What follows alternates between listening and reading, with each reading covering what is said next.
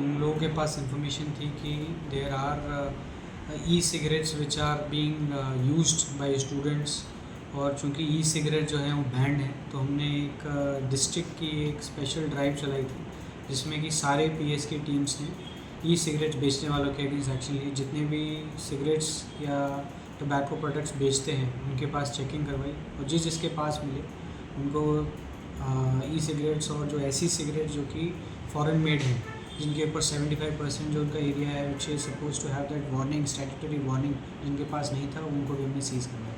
तो ऐसे around 5 major cases हमने किए हैं, 2 मडगांव टाउन पुलिस स्टेशन में, एक वास्को में, एक फोंडा में, और बाकी पुलिस स्टेशन के जुरिस्डिक्शन में जहां हमें बहुत ही माइनस्कूल क्वांटिटी में मिला है उनके ऊपर हमने प्रिवेंटिव एक्शन किया। कितना टोटल कितने का आपने अरेस्ट किया होगा e cigarettes? E cigarettes total quantity I am not sure, but I will give you the data.